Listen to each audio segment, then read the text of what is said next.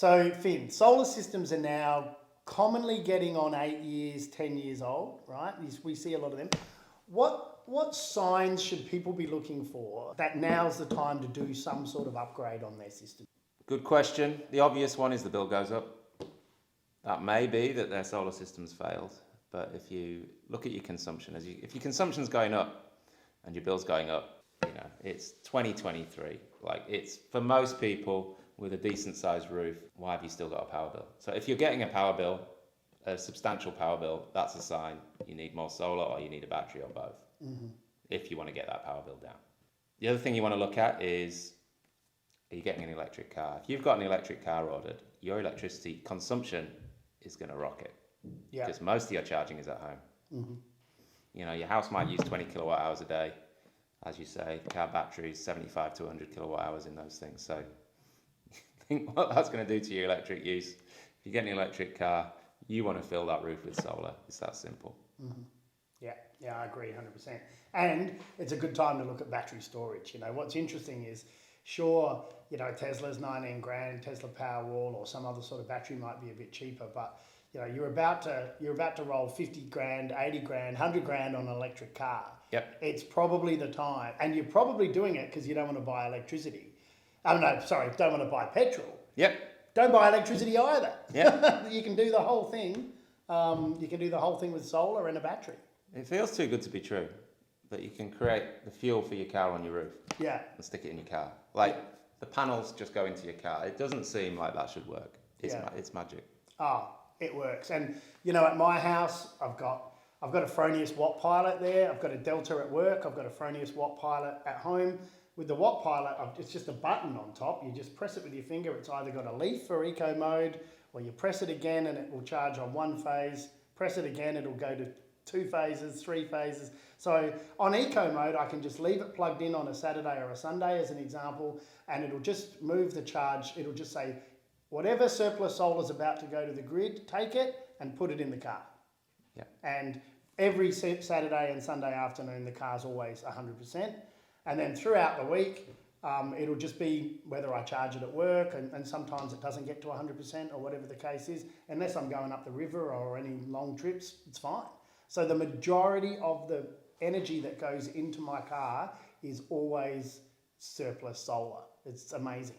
Yeah, it's wonderful. The other sign you should probably think about upgrading is if you're reading this press about rising electricity prices and feeling anxious, because that means you're only going to feel anxious if it's going to affect you. It's only going to affect you if you're pulling a reasonable amount of electricity from the grid. Yeah. And if you are, the solution is a battery and probably a bit more solar to make sure you charge that sucker up during winter. Oh, 100%. So if you're getting anxious about all this talk about energy prices, there's a solution. Yes, it's going to cost money, but it's an investment. You get a battery, you get decent sized solar. You don't care what happens to electricity prices because you're probably 95+% off the grid. Yeah. And the other thing that we haven't really spoken about is falling STCs, right? So you can still get money from the government right now, right? So you can put on 10 kilowatts of solar and get, I don't know, what, 5 grand roughly? Something like that roughly from the government. A bit less, I think, now, isn't it? But yeah. Something around that. But in 5 years' time, that you won't be able to do that, right?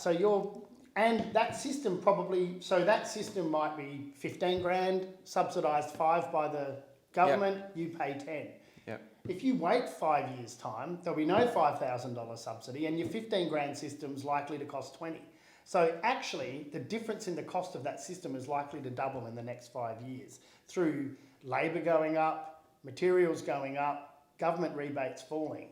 Yep. So, really, the one thing with solar, because we're so well rebated in Australia, it's always the same. Every year it's the same. There's no better time than right now, if that's what you're anxious and thinking about.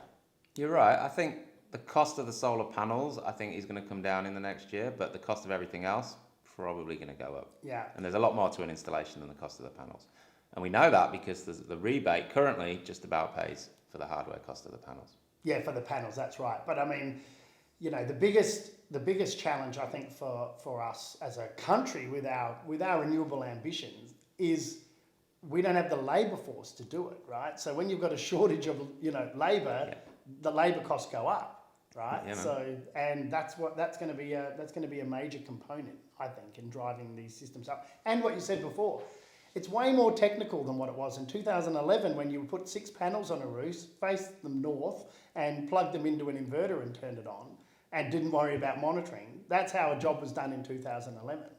Well, Now, that's why a number of Sparkies are giving up on solar, because they don't want to do that IT side. Yeah.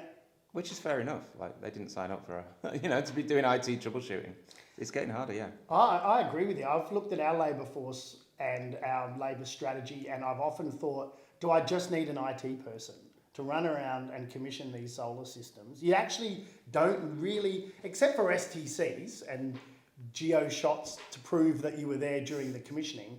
If it wasn't for that, you don't need an electrician to actually commission a solar system. The majority of it is in an app on a phone, and it's just making sure that you've selected the right parameters. And the good inverters, they do it for you anyway. Yeah. Right? So, and half the thing is trying to integrate with the customer's bloody Wi-Fi router, right? And you're right. Electricians at 4 p.m, 4:30 in the afternoon on a hot day when they've been there since 7 o'clock in the morning, they don't want to be bothered with that. Yep. And as load management comes in, it's just going to get more complicated. Oh, way more complicated, yeah, for sure.